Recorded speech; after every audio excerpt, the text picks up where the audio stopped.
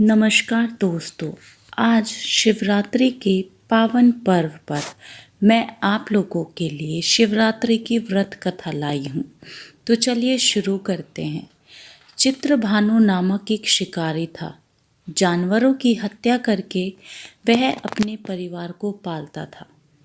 वह एक साहूकार का कर्जदार था, लेकिन उसका ऋण समय पर न चुका सका। क्रोधित साहूकार ने शिकारी को शिव मठ में बंदी बना लिया। संयोग से उस दिन शिवरात्रि थी। शिकारी ध्यानमग्न होकर शिव संबंधी धार्मिक बातें सुनता रहा। चतुर्दशी को उसने शिवरात्रि व्रत की कथा भी सुनी। शाम होते ही साहूकार ने उसे अपने पास बुलाया और ऋण चुकाने के विषय में बात की। शिकारी अगले दिन सारा ऋण लौटा देने का वचन देकर बंधन से छूट गया। अपनी दिनचर्या की भांति वह जंगल में शिकार के लिए निकला, लेकिन दिन भर बंदी गृह में रहने के कारण भूख प्यास से व्याकुल था। शिकार खोजता हुआ वह बहुत दूर निकल गया। जब अंधकार हो गया तो उसने विचार किया कि रात जंगल में ही बितानी पड़ेगी। वह वन एक तालाब के किनारे एक बेल के पेड़ पर चढ़कर रात बीतने का इंतजार करने लगा। बिल्व वृक्ष के नीचे शिवलिंग था, जो बिल्व पत्रों से ढका हुआ था। शिकारी को उसका पता न चला। पड़ाव बनाते समय उसने जो टहनियाँ तोड़ी वे संयोग से शिवलिंग पर गिरती चली गई। इस प्रकार दिन भर भूखे प्यासे शिकारी का व्रत भी हो गया और शिवलिंग पर बिल्व पत्र भी चढ़ गए। एक पहर रात्रि बीत जाने पर एक गर्भिणी हिरनी तालाब पर पानी पीने पहुंची। शिकारी ने धनुष पर तीर चढ़ाकर जो ही प्रत्यंचा खींची, हिरनी बोली, मैं गर्भिणी हूँ, शीघ्र ही प्रसव करूँगी। तुम एक साथ दो जीवों की हत्या करोगे, जो ठीक नहीं। मैं बच्चे को जन्म देकर शीघ्र ही तुम्हारे समक्ष प्रस्तुत हो जाऊंगी, तब मार लेना। शिकारी ने प्रत्यंचा ढीली कर दी और हिरनी जंगली झाड़ियों में लुप्त हो गई। प्रत्यंचा चढ़ाने तथा ढीली करने के वक्त कुछ बिल्व पत्र अनायास ही टूटकर शिवलिंग पर गिर गए। इस प्रकार उससे अनजाने में ही प्रथम पहर का पूजन भी संपन्न हो गया। कुछ ही देर बाद एक और हिरनी उधर से निकली। शिकारी की प्रसन्नता का ठिकाना न रहा। समीप आने पर उसने धनुष पर बाण चढ़ाया। तब उसे देख हिरनी ने विनम्रता पूर्वक निवेदन किया, हे शिकारी, मैं थोड़ी देर पहले ऋतु से निवृत्त हुई हूँ, कामातुर विरहिणी हूँ, अपने प्रिय की खोज में भटक रही हूँ।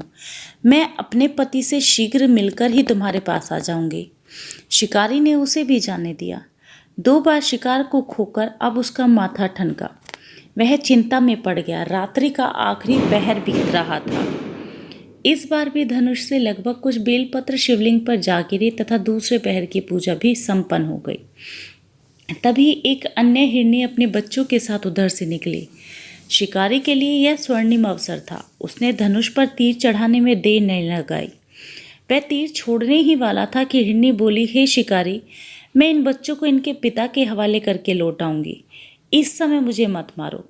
शिकारी हंसा और बोला, सामने आए शिकार को छोड़ दूं? मैं ऐसा मूर्ख नहीं।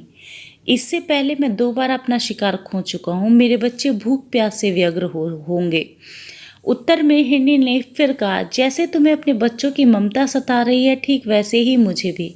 हे शिकारी, मेरा विश्वास करो, मैं इन्हें इनके पिता के पास छोड़कर तुरंत लौटने की प्रतिज्ञा करती हूँ।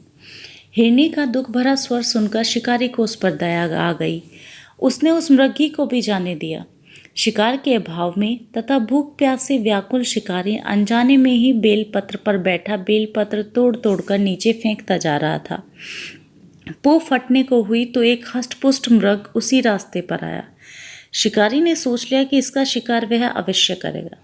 शिकारी की तनी प्रत्यंचा देखकर मृग विनीत स्वर में बोला, हे शिकारी, यदि तुमने मुझसे पूर्व आने वाले 3 मृगियों तथा छोटे छोटे बच्चों को मार डाला है तो मुझे भी मारने में विलंब न करो, ताकि मुझे उनके वियोग में एक क्षण भी दुख न सहना पड़े। मैं उन हिरनियों का पति हूँ। यदि तुमने उन्हें जीवन दान दिया है तो मुझे भी कुछ क्षण का जीवन देने की कृपा करो। मैं उनसे मिलकर तुम्हारे समक्ष उपस्थित हो जाऊंगा। मृग की बात सुनते ही शिकारी के सामने पूरी रात का घटना चक्र घूम गया।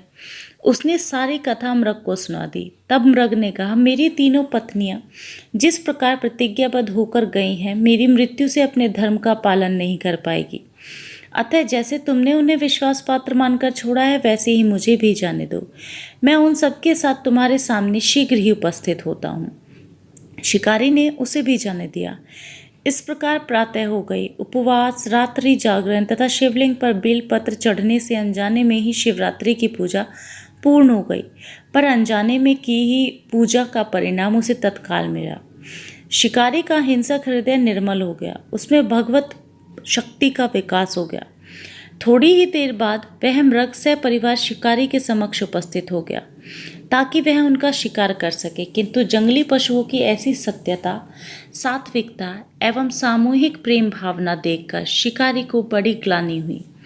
उसने मृग परिवार को जीवन दान दे दिया। अनजाने में शिवरात्रि के व्रत का पालन करते हुए शिकारी को मोक्ष और शिवलोक की प्राप्ति हुई। अगर आप लोगों को हमारी आज की कहानी अच्छी लगी है तो हमारे चैनल को सब्सक्राइब कीजिएगा और वीडियो को ज़्यादा से ज़्यादा शेयर कीजिएगा। धन्यवाद।